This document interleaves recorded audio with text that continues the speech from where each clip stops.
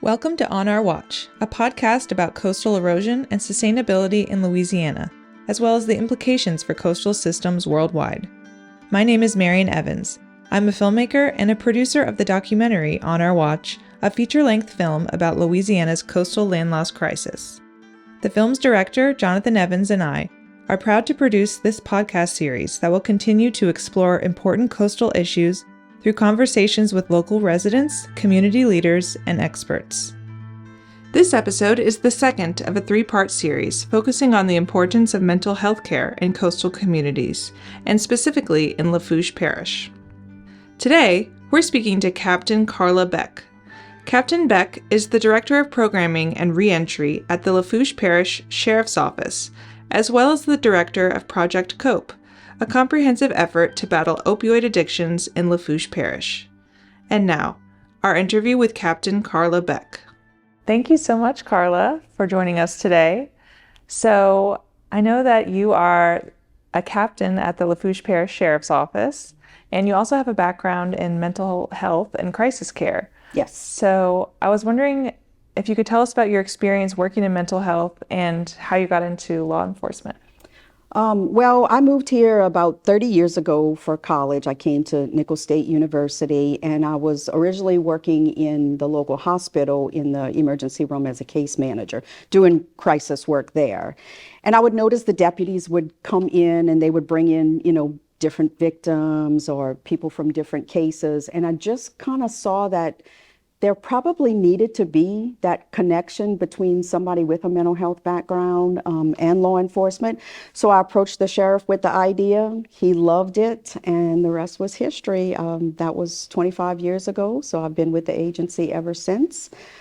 First started doing a victim services program and domestic violence work, and it has evolved into my official job title is the Director of Programming and Reentry Services. So I'm now housed at the Correctional Complex, and I work with individuals who've been incarcerated and they are getting ready for release and reentry into the community. But my background is in mental health. My master's degree is in mental health counseling. I also have a bachelor's degree in psychology and a degree in business, but my PhD is in criminal justice management. Okay, wow. So you kind of created that position, or that lane at I the Sheriff's did, Office. but really I have to give credit to the sheriff. He is a very forward-thinking person. He realizes the benefits of having those type of services within the sheriff's office. So he's been open to any new idea that I've wanted to bring forward. Awesome. And so what does your current role at the Sheriff's Office primarily entail? Primarily, I am responsible for running the Regional Reentry Center, and that's, of course, in the jail, and we serve 7 parishes: St. James, St. John, St. Charles, Lafourche, Terrebonne, Ascension, and Assumption. And so we take in inmates from those surrounding parishes. Those are usually those under 5 years of their sentence, and they are working towards release. And we put them through a regional reentry program, which is a pre-release program, different modules of education, life skills, anger management, parenting, a substance abuse treatment program, all those things that are designed to help them enter society and become a productive citizen. So I'm in charge of that program, in addition to some other projects within the Sheriff's Office that deal with community service, mental health, things like that. Excellent. And so can you tell me about your involvement in Project COPE with Lafourche Parish, and how did that project come about, and what was it created in response to? So Project COPE is one of our newest initiatives. It was made possible from a grant. And the idea behind it is that we saw so many people who would leave incarceration and then they would have a drug overdose. The other side of that was a lot of our deputies, all of our deputies carry Narcan, and a lot of the deputies were called to scenes where, they had to use Narcan to bring someone back. Unfortunately, what often happens is if the individual experiences a near fatal overdose, we don't charge them because the law doesn't allow for that, and you can't force them into any type of treatment. So in the past, that's where the connection would end.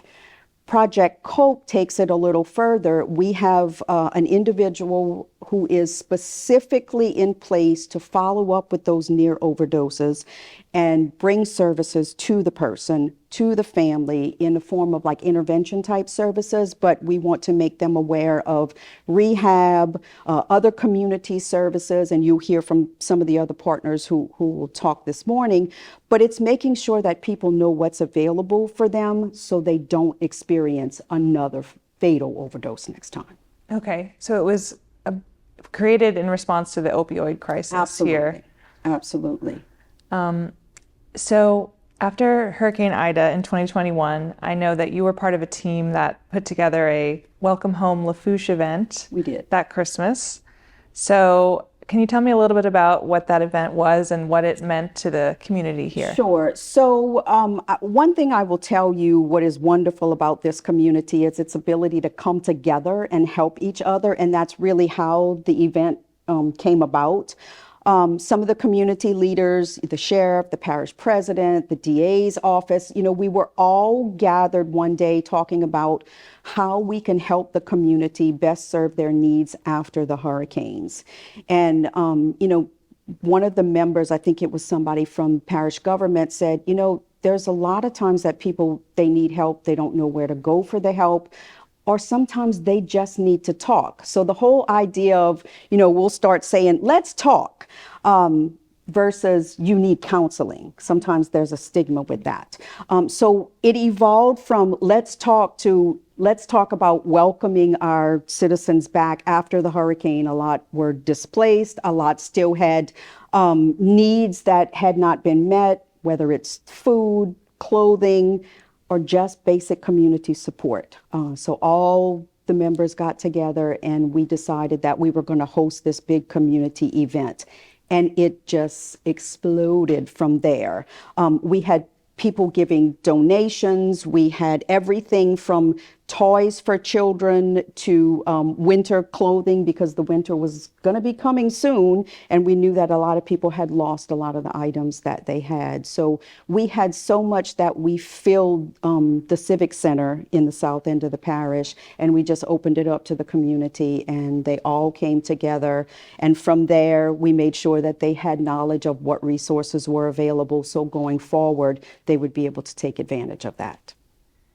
Why do you think that is, Lafourche Parish being so able to come together between these different agencies? It's the culture and the people here. Mm-hmm. We've been through a lot, going way back to multiple hurricanes, year after year. I mean, we've had an oil spill, we've had just different tragedies that have struck the community. But this community is resilient, and they have this knack of coming together and helping each other. But I will tell you, they're resilient, but they're tired. And so we want to be able, as community leaders, to make sure that they have the resources that they need. Yeah. What have you seen as some of the lasting effects from disruptive events like Hurricane Ida or even COVID that affects Lafourche Parish residents to this day? I think basically it's kind of an idea of what's next. What's coming next, which creates this level of anxiety, I think, with people. Like I said, they've been through so much, but we know that it's going to continue. We just don't know what's going to happen next, but we need to be prepared for it. So I think it's just a level of the unknown, the anxiety, and then the things that people have been through, not only now, but generations of things that people have gone through. And we all know trauma carries over. Mm-hmm. So, what you're dealing with today, your kids may have some lasting effects years from now. We want to make sure that people have the help that they need. Right. Why do you think, how do you think mental health affects the overall health of a community, and why is it so important to address these issues head on? Well, mental health affects everything. It affects a person's ability to go to work and be a productive citizen. It can lead to other things like substance use and misuse and things like that. So mental health has the capability of impacting the community in ways most people don't even think about. Right. What would you encourage someone to do who might be struggling with mental health issues in Lafourche Parish or in general? Reach out to us. There are a lot of services here, even though we are a smaller rural community. Our community leaders have made sure that services exist, as you will hear from the other partners this morning. So my advice is reach out. If I can't provide the service that you need, I'm pretty sure I know somebody who can, and we can connect people to the right resource. Awesome. Well, thank you so much for talking to me today, Karla. I really appreciate it. Thanks for having us. Thank you for listening to On Our Watch. We hope you enjoyed our discussion with Captain Karla Beck. Don't forget to subscribe to On Our Watch on your favorite podcast app to be notified about future episodes. You can find our feature-length documentary On Our Watch, as well as a video version of today's episode, in the links below. Thank you for tuning in, and we'll be back with another episode next week. This podcast is made possible through support from the Greater New Orleans Foundation and executive produced by Bruno UK Steiner.